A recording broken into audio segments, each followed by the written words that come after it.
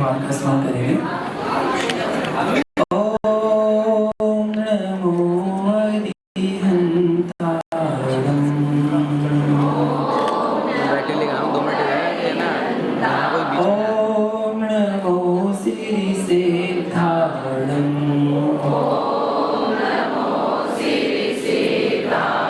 ओम नमो आयर्याणम। ओम नमो वज्रायाणम। ओम नमो लोये साहुरम।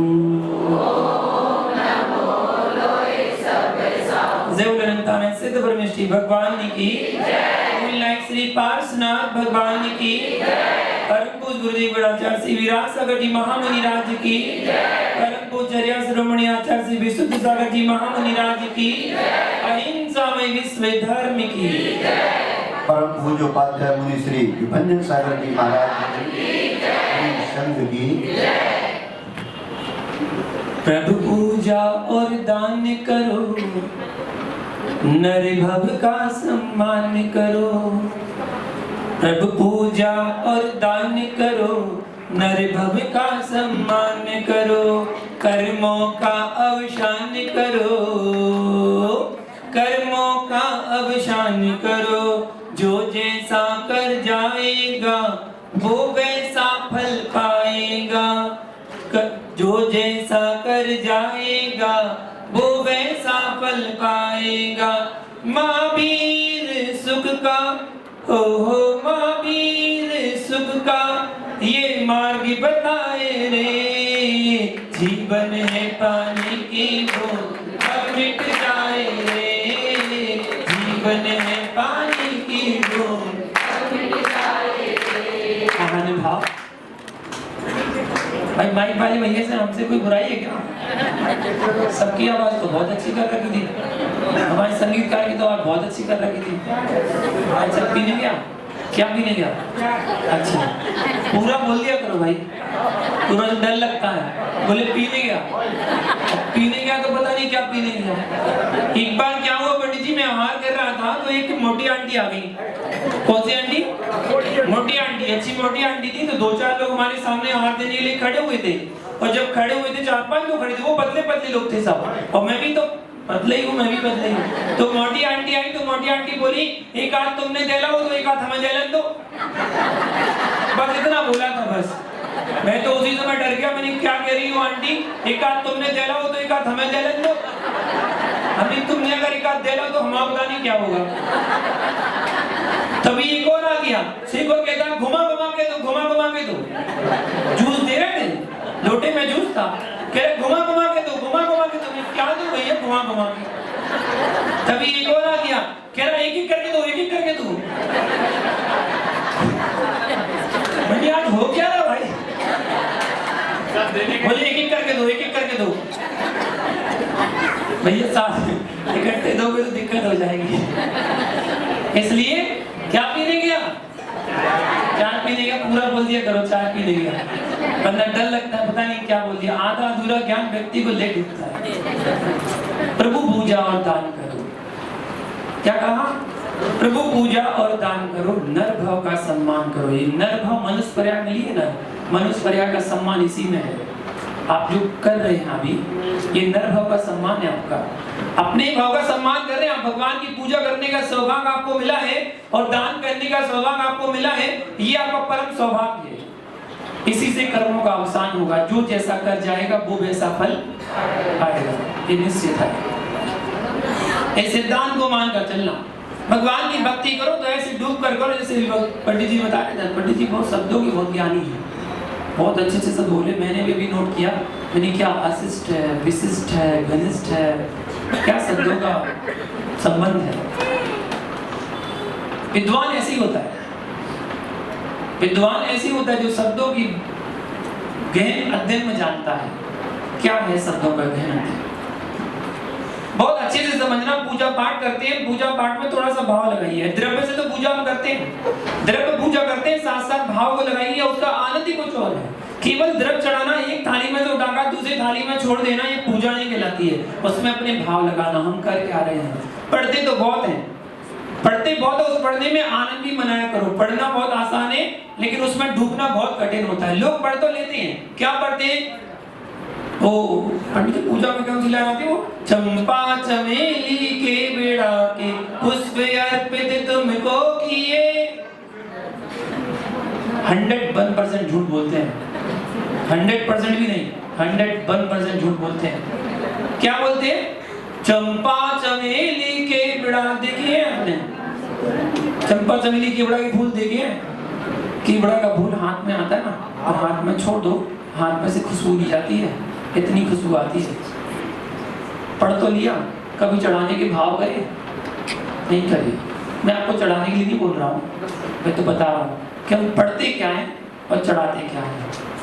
हम द्रव्य के साथ जब भाव हमारे हाथ में हो ना तो बड़ा आनंद आता है। बाबर फेनी गुजिया लेकर तेरे चरणों में आया। आप लोग पढ़ते नहीं हो, कब लाए? एक आध दिन लाए, एक आध दिन लाए। मालूम क्या लाते हैं? एक गोला लाते हैं, एक गोले में से 100 चटक करते हैं, 100-150 चटक करते हैं, और अगर बाई चांस कोई चटक बड़ी रह जाए तो पूजा करते समय उसको तोड़ देते हैं, तोड़कर चढ़ाते हैं, बोले दूसरी पूजा में काम आएगी, दूसरी पूजा काम। इतनी तो कंजूसी करते हैं। और पढ़ते हैं बाबर पे नी गुजिया लेकर, इतने अच्छे द्रव्य की बात कर रहे हैं। पिस्ता बादाम केला आम सेब नारंगी, इतने सुंदर सुंदर नाम लेते जब फल चढ़ाते ना। और चढ़ाते क्या है? कड़वी बादाम। फोड़ के खा के देख लो, गारंटी। इतनी छोटी वाली बादाम चढ़ाते ना, कड़वी बादाम है, फोड़ के खा के देखना, कड़वी निकलेगी वो, क्योंकि उसका नाम ही है। कौन सी बादाम? मंदिर वाली बादाम। कौन सी बादाम? दुकानदार के पास जाओ, बोले मंदिर वाली बादाम है, तो मंदिर वाली बादाम अलग रखी है, वो 250-300 रुपए किलो वाली। और खाने वाली 700-800 रुपए किलो वाली, 2000 वाली, 3000 रुपए किलो वाली मामरा बादाम। खाएंगे तो मामरा बादाम बढ़िया अच्छा स्वाद आना चाहिए, और चढ़ाएंगे मंदिर वाली बादाम। जब जैसी द्रव्य चढ़ाओगे तो वैसी तो फल मिलेगा। अभी तो बड़ा बंदे जो जैसा कर जाएगा, तुम घटिया द्रव्य चढ़ाओगे तो घटिया फल मिलेगा। अच्छे द्रव्य चढ़ाओ, जितनी अच्छी से अच्छी द्रव्य चढ़ा सकते ना। हमारे यहाँ जिनागम में एक साथ आया पूजा द्रव्य चढ़ाने में, उत्तमोत्तम द्रव्य चढ़ाना चाहिए। थोड़े से घूम जाओ आप लोग, ऐसे तिरछी मत बैठो, हमारी तरफ देखो, घूम जाओ। तिरछी मत से बैठे, किसी की कमर की नस नचक गई तो हम कहेंगे वो विभंजन सागर प्रवचन करने आए थे, वो नहीं करवा दिया। अच्छी बैठ जाओ, हमारी तरफ देखो, बिल्कुल दादी इस तरफ बैठ जाओ, ऐसे बहुत बढ़िया, घूम जाओ। क्या बात है, दादी जब मुस्कुराती थी गार्डन गार्डन हो जाता है। जैसी तरफ हमारे पास होती है वैसे हमारे भाव लगते हैं। हम जैसी तरफ चढ़ाएंगे वैसे हमारे भाव होते हैं। द्रव्य जितने अच्छी चढ़ा सकते हो उतनी अच्छी चढ़ाओ, क्योंकि जिनागम में लिखा है जिन भगवान की चरणों में उत्तमोत्तम द्रव्य चढ़ा के हमें जिन भगवान की अर्चना करना चाहिए। उत्तमोत्तम का मतलब क्या हुआ? उत्तम से भी खाने के लिए उत्तम है तो चढ़ाने के लिए उत्तम से भी उत्तम होना चाहिए। हमने कृष्ण से कितने कृष्ण चढ़ाते हैं अच्छी द्रव्य। आप देखो, आप डिब्बी में लाते हैं, एक डिब्बी भर के लाए घर से, और तो डिब्बी में केवल चावल होते हैं, 4-5 लौंग होती हैं, ठीक है, और चिटक होते हुए जरूरी नहीं है, पर में 2-4 बादाम होती है बस। एक डिब्बी भर के ले आए और यहाँ आके आपने भगवान के सामने अर्घ चढ़ा दिया। मतलब क्या होता है, एक बार मैं पूजा प्रवचन करते करते ऐसी दृष्टि चली, भगवान के सामने एक दर्शन करने खड़ा हुआ था। तो मान कैसे दर्शन कर रहा था?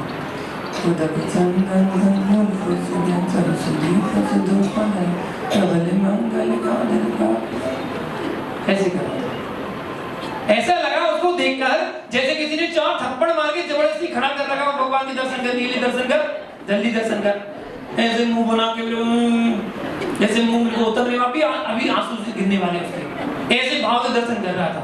अरे भगवान के दर्शन कर रहे हैं तो बिल्कुल मन प्रफुल्लित होना चाहिए, मन प्रसन्नचित होना चाहिए, रोम रोम पुलकित होना चाहिए। आप जिन भगवान के सामने खड़े हैं, 3 लोग के नाम के सामने खड़े हैं, 3 लोग के दर्शन आपको सामने मिले ना, तो दरवाजे के सामने जैसे ही आप एंट्री करो, जैसे ही प्रवेश करो, प्रवेश करते समय जैसे ही आपको भगवान सामने दिख जाए, आपके मन मस्तिष्क में एक लाइन घूमना चाहिए। कौन सी लाइन? धन्य भाग्य मेरो उदय आयो, दर्श प्रभु जी को लगे रहो। बस ये पंक्ति ना घूम जाना चाहिए मन में।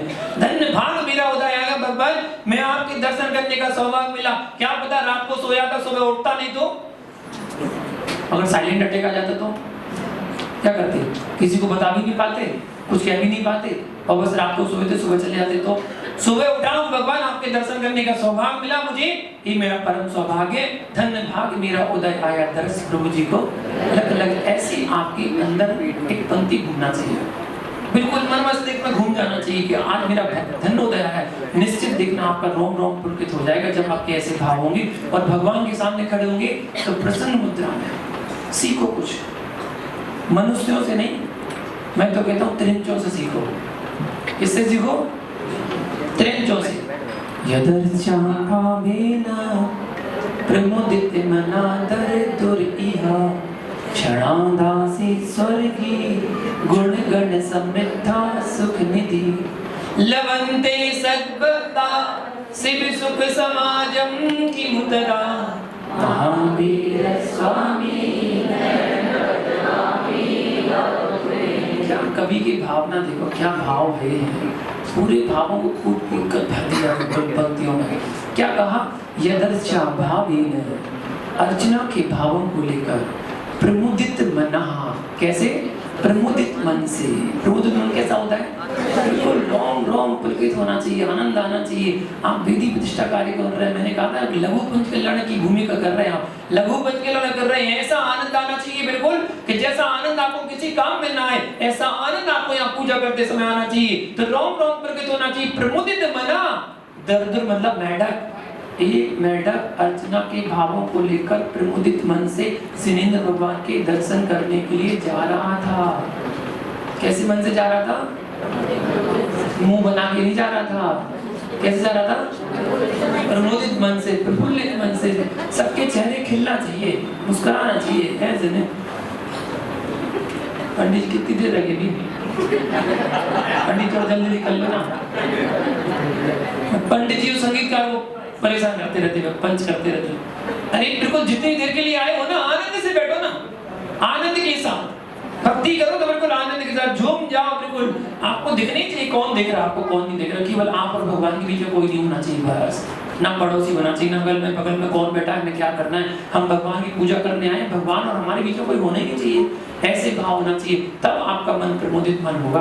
आपका मन प्रमोदित होना चाहिए, आपके मुख प्रमोदित नहीं होना चाहिए, मन प्रमोदित होना चाहिए। मन में प्रसन्नता होगी तो मुख में प्रसन्नता अपने आप झलकेगी।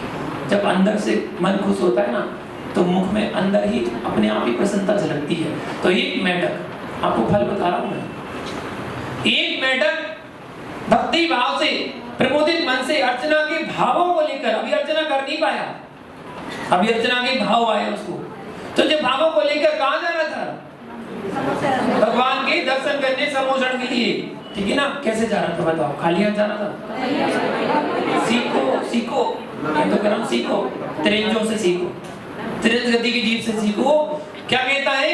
खाली हाथ नहीं जाता भगवान के दर्शन करने के लिए, तो कुछ ना कुछ लेके जाना पड़ता है भगवान के पास, खाली हाथ नहीं जाया जाता है।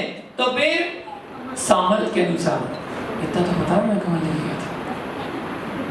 सामर्थ्य, अपनी सामर्थ्य को लेकर, पूरा कमल उठाने की सामर्थ्य नहीं थी उसकी। मेढक कैसे उठाएगा पूरा कमल? तो क्या तोड़ लिया उसने? मुंह से, हाथ से तोड़ लिया बेचारा, मुंह से तोड़ लिया, मुंह में दबाया और फुदक फुदक के जा रहा था, खाली हाथ नहीं जा रहा था। और आप क्या करते हैं? खाली हाथ डोल के आए, आराम से ऐसे ऐसे हिलते डुलते आ गए घर से, और यहाँ मंदिर में बाउल रखा रहता है द्रव का, उसमें से द्रव उठाई और उधर चंदन बोल के और दीदी के सामने चढ़ाई, हे भगवान तेरा तुझको अर्पण।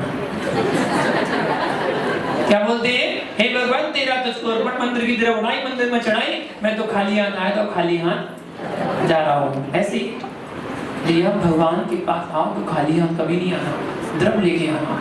और द्रव में बिल्कुल मधुरता होना चाहिए, देखने में आनंद आना चाहिए आपकी द्रव में। खाली सूखी सूखी चावल नहीं, खाली उसमें 2-4 बादाम नहीं, आप इतनी द्रव सुंदर हो कि अगल बगल देखने वालों के लिए भैया जब पूजा करने आते ना उनकी द्रव देखो, द्रव देख के मन आनंद हो जाता है। बस ज्यादा कुछ नहीं करना, उस द्रव में 4-5 काजू डाल देना, 4-5 बादाम डाल देना, 4-5 किस्में डाल देना, 4-5 पिस्ते डाल देना, 1-2 छुहारे डाल देना, 1 अखरोट रख देना और बस थाली में रख देना। उसके बाद जब भगवान के सामने आप थाली लेकर अर्घ्य चढ़ाएंगे ना, आप अपने भावों को खुद देखना कि आपके भाव कैसे, क्या आनंद आया उन भावों को। द्रव्य के साथ भाव जुड़ा रहता है, जैसी द्रव्य होती है वैसे भाव लगते हैं। प्रैक्टिकल बताओ क्या? आप देखिए जाप करते हैं, ठीक है। जाप करते समय यदि आपके हाथ में सूत के धागे की माला आपको दे दी जाए कि चलिए जाप करिएगा, तो आप मालूम जाप कैसे करेंगे? जाप को माला को ऐसे ले लिया, सूत के धागे की माला। अब आपके हाथ में यदि मोतियों की पक्के मोती की माला दे दी जाए तो आपका हिलना बंद हो जाएगा और आप ऐसे बैठ जाएंगे। आपके पैरों पर हाथ रखिए, द्रव बदल रहा है तो भाव बदलेंगे। अब आपके हाथ में चांदी की माला दे दी जाए, चांदी की माला से जाप करना है, आपका हाथ थोड़ा सा इधर आ जाएगा, ठीक है। और अब आपके हाथ में बदलता जा रहा है, जैसे द्रव बदल रहा है पीछे और दिख नहीं रहेगा, दिखाऊंगा बाद में। फिर द्रव बदला तो भाव बदले, अब उसके हाथ में सोने की माला दे, अब तो एक पैर ऊपर आ गया, एक पैर ऊपर आ गया और नाभि के पास हाथ आ गया। ओहो क्या बात है। उसके बाद अब हीरे की मोतियों की माला, आपको हीरे की माला दे दी जाए, अब तो भैया पद्मासन लग गया, हाथ यहाँ आ गया और ऐसे आ गए मन में तो द्रव बदला तो भाव बदल गया। जैसी जैसी द्रव बदलती गई वैसे वैसे भाव बदलते गए, वैसे वैसे आपके हाथों में जो द्रव आती गई वैसे वैसे भाव बदलते गए। सूखे चावल चढ़ा के जो भाव होंगे और एक अच्छी सतरंगी द्रव चढ़ा के आनंद आएगा, वो उसका आनंद ही कुछ और है, आनंद ही कुछ और है। आप सोचिए कितने प्रमुदित भाव से वो मेढक दर्शन करने जा रहा था। हुआ क्या उसके साथ? क्षणादासित स्वर्गी गुण गण समृद्धा सुख निधि। क्षण भर में वो देव क्या बन गया? मेढक देव बन गया, क्षण भर में स्वर्गीय हो गया। स्वर्गीय क्या हो गया? स्वर्गीय, स्वर्गीय मतलब स्वर्गवास हो गया उसका। कौन सा वास हुआ? स्वर्गवास हो गया। हकीकत में हुआ था, झूठ में नहीं हुआ था। हकीकत में हुआ था ना, झूठ में नहीं हुआ था, हकीकत में हुआ था। आप लोग तो भले झूठ बोलते हो, आपका नहीं पता। एक बार मैं आहार करके निकला तो एक छोटा सा कार्ड रखा हुआ था सफेद रंग का, ऊपर लिखा था उसमें शोक पत्र। मैं सोच में पड़ गया कि इसको पढूं, फिर मैंने पढ़ लिया, खड़े खड़े पढ़ी थी, पढ़ ली थी, थोड़ा सा पढ़ लिया, ऊपर की लाइन पढ़ी, ऊपर की लाइन पढ़ गई, मैं सोच में पड़ गया। मालूम उसमें क्या लिखा था? उसमें लिखा था अत्यंत दुख के साथ सूचित किया जाता है कि हमारे फलाने फलाने का स्वर्गवास हो गया। बस इसी लाइन को पढ़ा मैंने, मैं सोच में पड़ गया, वाह कमाल है, बताओ इसका फलाना फलाना स्वर्ग में चला गया, उसको दुख हो रहा है। भाई ये लिखा उसमें अत्यंत दुख के साथ सूचित किया जाता है कि हमारे फलाने फलाने का स्वर्गवास हो गया है। ऐसे लिखते ना, मैं गलत तो नहीं बोल रहा हूँ, ऐसे लिखते हो? वाह। एक लाइन और एक जगह और पढ़ी मैंने, मालूम क्या लिखा? हमारे अशुभ कर्म के उदय से फलाने फलाने हमारे उनका स्वर्गवास हो गया। ओहो, अशुभ कर्म के उदय से स्वर्गवास हो गया, तो शुभ कर्म उदय से कहाँ जाएगा? भाई आप भी लिखते हैं, देखो शुभ पद में आपने लिखा है हमारे अशुभ कर्म की वजह से उनका स्वर्गवास हो गया है, तो शुभ कर्म की वजह से नरक पास होना था क्या? भाई अशुभ कर्म शुभ कर्म लिखो ना, क्या तालमेल नहीं है कुछ, जो मन में आया लिख दिया। शब्दों का तो खेल है सब, ये शब्दों का खेल है। आ से लेकर क्या कहानी तक जो वर्णमाला है ना, ये वर्णमाला ऐसी है कि इन्हीं अक्षरों से कहानी बनती है और इन्हीं अक्षरों से गीत बनती है। सब शब्दों का हेर फेर तो है, इधर से उधर कर दिया तो गाली बन गए, उधर से इधर कर दिया तो गीत बन गए। शब्दों का हेर फेर है, हम लिखते तो यही है, लिखते यही है। क्षण भर में वो मेढक क्या हो गया? देव बन गया, स्वर्ग का देव बन गया। और क्या मिल गया उसे? गुण गण रिद्धि समृद्धि सब कुछ संपन्न हो गया क्षण भर में। कितनी देर में? क्षण भर में। और मात्र अंतर्मुख के अंदर अंदर युवा अवस्था को प्राप्त हो गया। अवधि ज्ञान से जाना मैं कहाँ जा रहा था, मैं कौन सी पर्याय में था, उसने जाना मैं तो मेढक की पर्याय में था और मैं महावीर भगवान के सम्मुख में जा रहा था। उसने तुरंत अपना विमान उठाया और विमान से तुरंत पहुंचा विपुलाचल पर्वत पर सम्मुख के लिए विमान। और कैसे जा रहा था? कैसे जा रहा था? प्रमुदित मन से। तो वो देव भी कैसे मन से जा रहा था? प्रमुदित मन से, बड़े प्रसन्न से, बहुत खुश होकर जा रहा था। यहाँ राजा श्रेणिक का हाथी नहीं पहुंच पाया और वो मेढक का जीव अपनी पर्याय चेंज कर देव बनकर वहां पर समुद्र में पहुंच गया। राजा श्रेणी ने जैसे ही देखा, बोले मैंने देव तो बहुत सारे देखे, ये देव समझ में नहीं आ रहा, बड़ा प्रसन्न नजर आ रहा है, बड़ा खुश नजर आ रहा है और इसके मुकुट पर मेढक का चिन्ह आसन बना हुआ है, ये कैसा देव? बस जिज्ञासा हो गई, भगवान से प्रश्न पूछ लिया, भगवान ये देव कौन सा है, कैसा है, समझ में नहीं आया। भगवान की वाणी में खिरा, ये वही मेढक का जीव है जो तुम्हारे हाथी के पैर के नीचे अभी अभी मर गया था। वो मेढक का जीव अभी अभी, इसीलिए उसके मुकुट पर मेढक का चिन्ह है। देखो क्षणदासी स्वर्गीय, क्षण भर में स्वर्ग का देव बन गया। तो पंडित कवि क्या कहते हैं? कवि कहते हैं लभन्ते सत्पत्ता शिव सुख समाजम। एक मेढक जब भगवान की भक्ति करता है तो देव पर्याय को प्राप्त हो सकता है। तो एक सच्चा भक्त अगर जिन्हें भगवान की भक्ति करे तो जे मोक्ष सुख मिल जाए तो किमु ददा, कौन सी बड़ी बात है? कोई बड़ी बात नहीं है। कैसे करे? लेकिन भक्ति करे, डूब जाए इसमें, कोई रूढ़िवादी नहीं, कोई कटाक्ष नहीं, कोई रोका टकी नहीं। आपके मंदिर की बहुत अच्छी परंपरा लगी मुझे, बहुत बढ़िया। तारीफ करिए, आपकी तारीफ हो जाओ।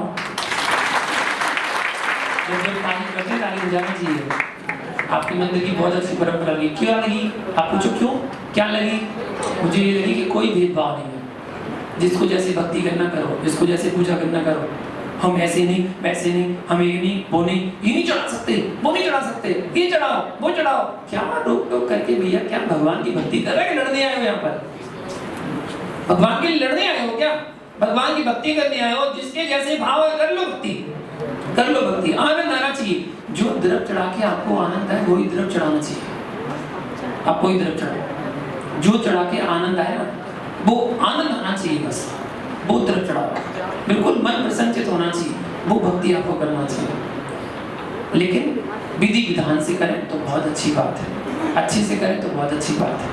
एक छोटी सी बात बता के मैं वाणी को बुलाऊंगा, क्योंकि विधान होना है और आपकी पूजा हो रही, मेरी पूजा का समय है, मैं भी अपनी पूजा करूंगा, मेरी दूसरी पूजा है। समझ गए? बहुत समझदार है, कुछ बताने नहीं गए। समझदार को सारा काफी, तो बहुत जल्दी समझ जाते हैं, बहुत जल्दी समझ जाते हैं आप। चलो ठीक है, बहुत बढ़िया बात है। समय मेरे पास कम है क्योंकि कार्यक्रम चल रहा है और कल का कार्यक्रम है, परसों का मेरा कुछ पता नहीं, मैं यहाँ पर हूँ या नहीं हूँ, क्योंकि साधु का कोई ठिकाना थोड़ी होता है कब चला जाए। तो कल तो पक्का हूँ, परसों का कोई पता नहीं कि परसों की सुबह आप अभिषेक शांति देखने आओ तो मैं मिलूँ नहीं मिलूँ, कोई जरूरी नहीं है। कल तो मिलूंगा पक्का, क्योंकि कल तो कार्यक्रम है। तो मैं आपको बताऊँ, अभिषेक की बात बता रहा था। कमल जी इलेक्शन में खड़े आप? अच्छा, बैठने जगह नहीं है। अच्छा, आप भी खड़े? मैं भारी बहुमत से जिताइएगा। पीछे वाले भी खड़े हैं, या तो बैठने की व्यवस्था नहीं होगी। अच्छा, हम नहीं दिख रहे, बहुत बढ़िया, बहुत अच्छा है, और तो अच्छी है, तो भावना बहुत अच्छी है। एक बार मैं दिल्ली में था, दिल्ली में एक व्यक्ति आया, अभिषेक चल रहा था, वहां पर अभिषेक का पाठ हो रहा था। तो अभिषेक के पाठ समय एक बच्चा आया और छोटा सा बच्चा आके भगवान का अभिषेक करने के लिए जैसे ही तत्पर हुआ तो उसने कलश उठाया, कलश उठा के एक हाथ ऐसा किया और एक हाथ उसने ऐसा लगाया, दिख रहा है ना, एक हाथ उसने यहाँ लगाया और एक हाथ लगा के उसने डमरू बजा दी, 1 2 3, भगवान के ऊपर धारा छोड़ी, 1 2 3, ऐसी धारा छोड़ी, अभिषेक हो गया। तो मैंने बुलाया, नहीं बेटा कराओ, क्या बोली? बोली हाँ बताइए। हमने आपने भी अभिषेक किया? बोले हाँ। हमने अभिषेक ऐसे नहीं करते हैं, अभिषेक की मुद्रा में करते हैं। अभिषेक की मुद्रा में किया जाता है। आपका दूसरा हाथ ठीक है क्या?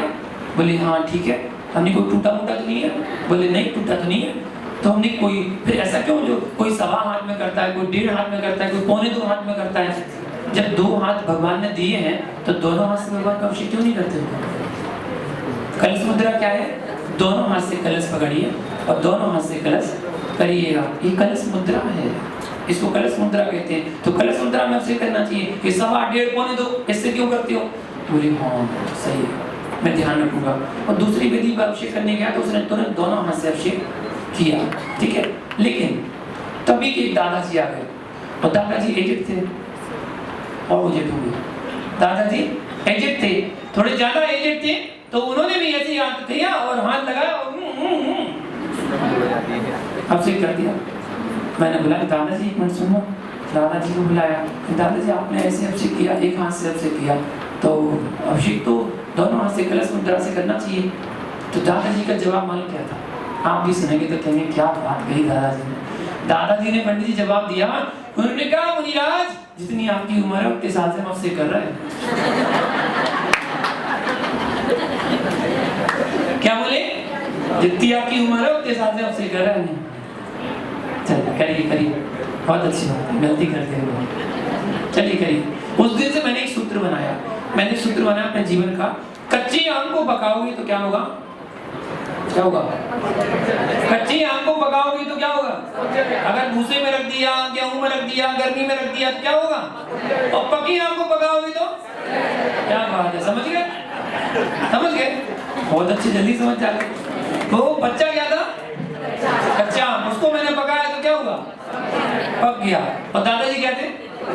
पके आम, उनको पकाने की कोशिश करी तो क्या हुआ? इसलिए मैंने कहा अब कभी नहीं समझाऊंगा।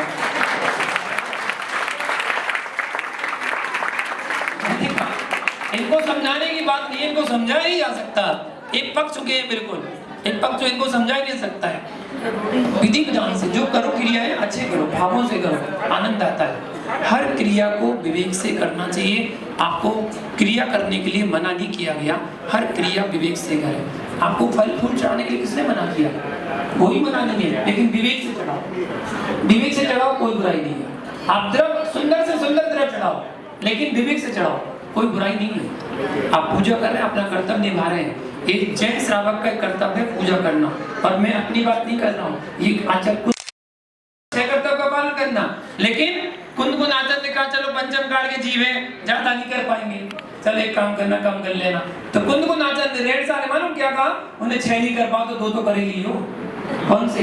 दान पूजा श्रावक धर्म है। दान पूजा श्रावक का एक मुख्य धर्म है, उसके बिना श्रावक नहीं है।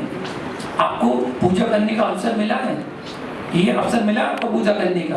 अगर मान लो कार्यक्रम नहीं होता तो आप कहाँ से पूजा कर पाते? आपको पूजा करने का अवसर मिला है, और साथ साथ दान करने का भी अवसर मिला है।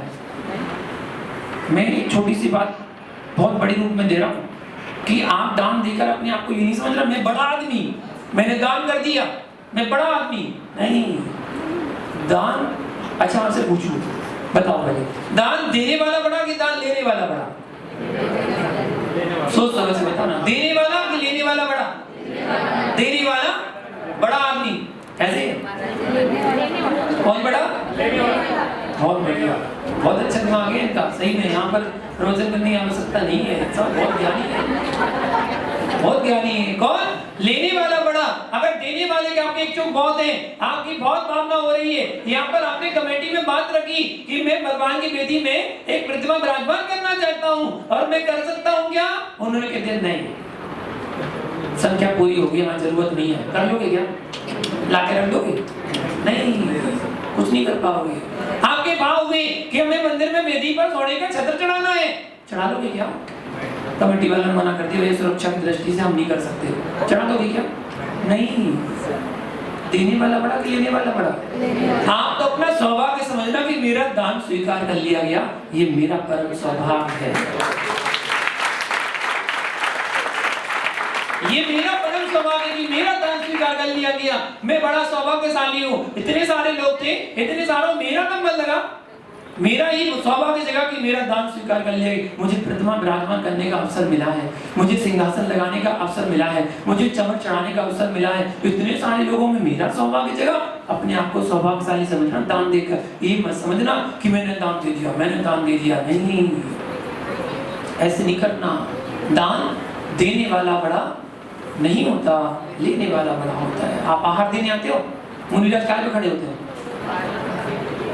वो तो ले रहे ना, फिर भी पार्टी पे खड़े हो, तुम नीचे खड़े हो, और नीचे खड़े होकर क्या कह रहे? ले लो मुनिराज, एक गिलास ले लो मुनिराज, एक गिलास। मुनिराज कह रहे नहीं लेना। अब बताओ क्या कर लोगे? दे लोगे? जबरदस्ती दे लोगे? ऐसे कर पाओगे? ले लो मुनिराज, एक गिलास ले लो, हमसे ले लिया, हमसे ले लिया, हमसे नहीं लिया, ले लो मुनिराज। अब मुनिराज कह रहे नहीं लेना, उनका हो गया तो दे दोगे? कौन बड़ा? भाव बनाओ, भाव। आप तो अपना भाव जगा कि भगवान हमारा दान स्वीकार कर लिया गया, आनंद। कल कमल जी से चर्चा चल रही थी, मेरी बात हुई तो ऐसी चर्चा चल रही थी कि भगवान का अभिषेक अपन बड़े भक्ति भाव से करना चाहिए, आनंद के साथ, है ना? इतने आनंद के साथ कि बिल्कुल मन डूब जाए, मन प्रफुल्लित हो जाए कि भगवान का अभिषेक करें तो ऐसा लगे साक्षात जिन्हें भगवान ही बैठे हो सामने। बालक नहीं, बालक का अभिषेक नहीं करते, बालक का अभिषेक नहीं करते, वो तो इंद्र परिवार करता है। जब मंदिर में अपन वेदी में भगवान की अभिषेक करते हैं तो वहाँ जिन बिंब का अभिषेक करते हैं, जिन्हें भगवान जिनके पंच कल्याणक हो जाते हैं उनका अभिषेक करते हैं। कमल जी कुछ पूछ रहे हैं आप? हाथ जोड़ लिए, कुछ पूछ रहे हैं? बोलो बोलो, आपकी आवाज तो बुलंद है, आपकी आवाज बुलंद है, बोलिए क्या पूछ रहे हैं? आपका मुंह इतना अच्छा है क्योंकि पाषाण को काटने का काम यदि कोई कर सकता है वो पानी है। पाषाण को काट सकता है पानी, ठीक है। जितना भी आपसे करेंगे, जितना जल डालेंगे, वो जल अपना गति बनाएगा, जल अपना रास्ता निकालेगा। रास्ता निकाल के कहीं भी निकल सकता है, कहीं भी जा सकता है। और यदि कहीं बीच में चला गया और पानी ने अपनी जगह बना दी तो वहां का स्थान खाली हो जाएगा, वहां पर जीवों की उत्पत्ति भी हो सकती है। तो जितना कम कर सके उतना अच्छा है। ऐसा कोई व्यवस्था बनाए, ऐसा कोई नियम बनाए कि जितने लोग शांति धारा करें, जिस दिन 2 लोग 3 लोग 4 लोग जितने लोग शांति धारा करें वही मूललाइन भगवान का अभिषेक करें। बस क्या होगा इससे? 30 व्यक्ति आपको अभिषेक करने वाले मिले। यदि 30 व्यक्ति आपके अभिषेक करने वाले हैं तो 30 व्यक्ति में प्रतिदिन एक व्यक्ति का नंबर आएगा, या प्रतिदिन एक व्यक्ति अभिषेक करेगा और वो व्यक्ति शांति धारा करेगा। आपका नंबर 30 दिन बाद आएगा दोबारा, 30 दिन बाद। और 30 दिन बाद नंबर जब आपका आना होगा ना तो आपके मन में ऐसा रोम रोम पुलकित होगा, आज मुझे मूललाइन भगवान का अभिषेक करने का अवसर मिलेगा, आज मुझे शांति धारा करने का अवसर मिलेगा। वो इतनी क्रेज होना चाहिए, इतना आनंद आना चाहिए कि बाकी सब लोग हाथ लगाएंगे और बाकी एक व्यक्ति भगवान का अभिषेक करेगा। ऐसी अगर व्यवस्था बने तो बहुत आनंद के साथ आप मूललाइन भगवान का अभिषेक भी करें। और साथ साथ मैं तो कहता हूँ आप एक पांडुशाला विराजन करते हैं, आप 3 पांडुशाला विराजन करें। एक पांडुशाला में 5-6 प्रतिमाओं को रख के और सारे लोग घेर के शांति धारा करें। उसकी अपेक्षा आप एक ऐसी व्यवस्था करें, एक पांडुशाला इतनी ऊंची, दूसरी इतनी ऊंची, तीसरी इतनी नीची, 3 लाइन में ऐसे स्टेप में वो चौकी ऐसी बनाए कि 3 स्टेप में शांति धारा खड़े हो। दूर दूर से लोग खड़े होंगे तब भी वो शांति धारा देख सकते हैं। और अगर 3 लोग शांति धारा करें, 3 पांडुशाला, 3 भगवान विराजमान और 3 लोग शांति धारा करें, वो दृश्य आपको कितना आनंदित होगा। उसकी व्यवस्था बनाई जा सकती है। अगर आप सब लोग सहमति हो तो व्यवस्था जरूर बनाएं और ऐसी व्यवस्था बनाएं कि सबको अभिषेक, शांति धारा, पूजन पाठ का अवसर अच्छी सुचारू रूप से मिलता रहे। तो अभी तो वेदी की प्रतिष्ठा होनी है, उसके बाद व्यवस्था सब बनेगी तो आप लोग बनाइएगा आनंद के साथ। भगवान की भक्ति, पूजा पाठ जो भी करें बड़े भक्ति भाव से करें, मात्र द्रव्य ही नहीं अपने भावों का भी उसमें सहयोग करें। जब द्रव्य के साथ भाव जुड़ जाता है तो मन में आनंद अपने आप आ जाता है।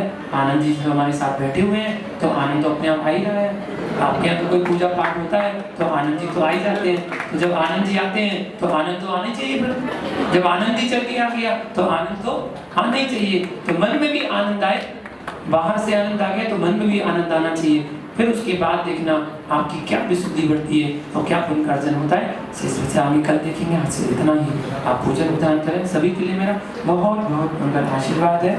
ऐसे ही भक्ति भाव पूजा पाठ करते रहे। भगवान की